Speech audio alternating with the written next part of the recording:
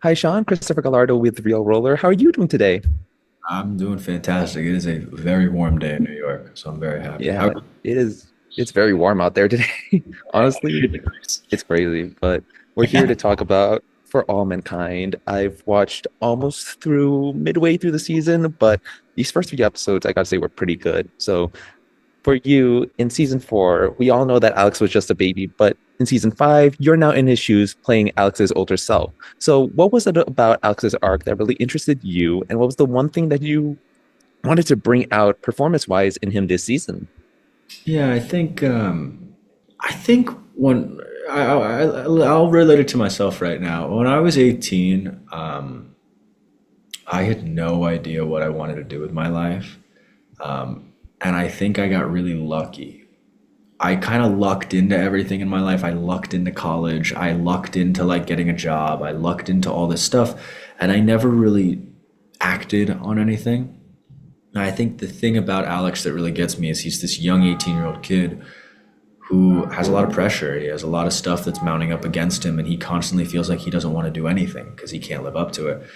And it's this inaction that leads his life. And I think throughout this season, it's this story of him becoming a man and choosing how to be decisive and choose action in his life, unlike I did in my real life. And I thought that was really interesting.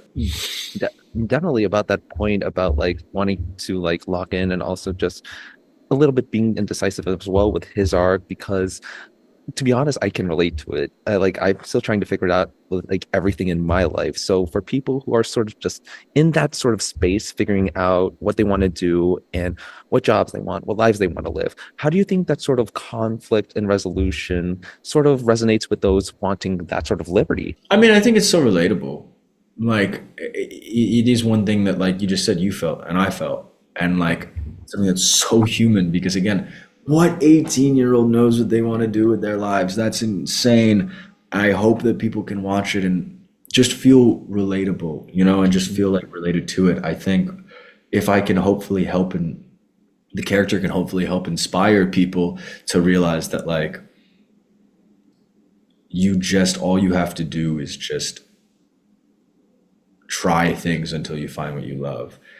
And I think, nobody's asking you to, like, everybody has such a long life. And I don't think, an 18-year-old realizes that your life is so long. But you don't have to figure out what it is you love just yet, as long as you try, as long as you fight for what's right in your life and continue to do that. So speaking of that, how did you also share that sort of experience that you had with also with like Joel and Cynthia in those scenes? Because you guys have like this tightly knit family also in throughout season five as well. Yeah, yeah.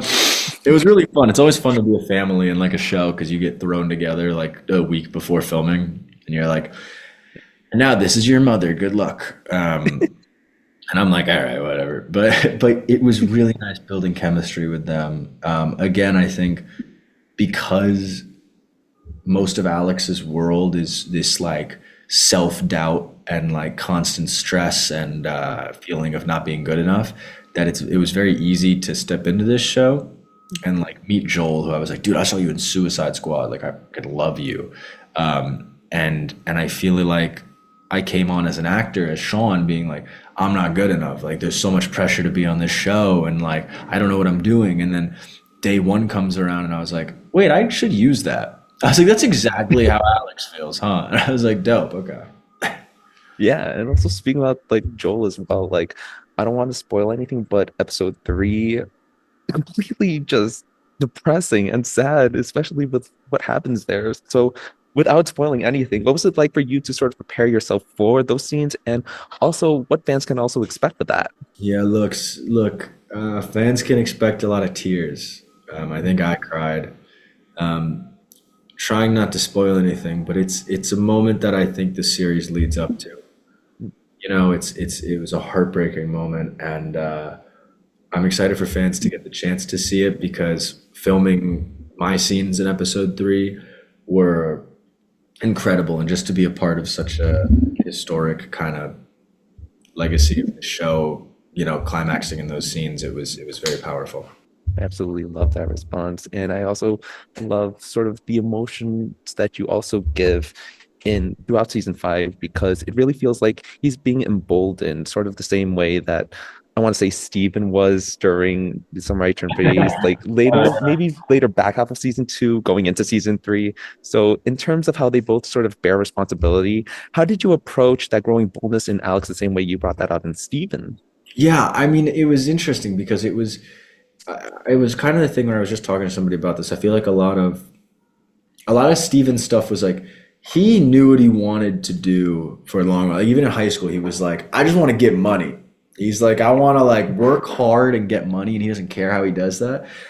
And so it was a lot of like being bold and like just acting and like doing things and like making choices. And I think for Alex, it was one where I was like, this is a kid whose moments in the first couple episodes are most in silence and most in like internal. And I think the showrunners talked to me at first and they were like, it's a lot of looking in the first couple episodes. And I was like, huh, all right. And I realized very quickly, I was like, yeah, it's a lot of looking and like internal struggle. And I think for Alex, it's more about taking that internal struggle and making it external, you know, and how to deal with that. Really about that response. And if it's okay if I can get like one short question in, because I want to talk about Alex and Lily. Do you think they're endgame this season? Uh, Great question. Let me tell you something. Look, I don't know, maybe, but what I will say is working with Ruby Cruz is like my favorite thing on earth. Hmm. So I wouldn't mind if I worked with her some more. You know, I wouldn't mind if they were Endgame because she's like my favorite human. So I mean, we still got like season six coming up. So like totally there's a shot there. on wood, knocking on wood, knocking on wood. Probably. But Sean, it's been a wonderful time talking with you today. Thank you so much for everything and really hope that you have a wonderful day. And thank you so much. Wonderful talking Very with nice to you. meet you. Nice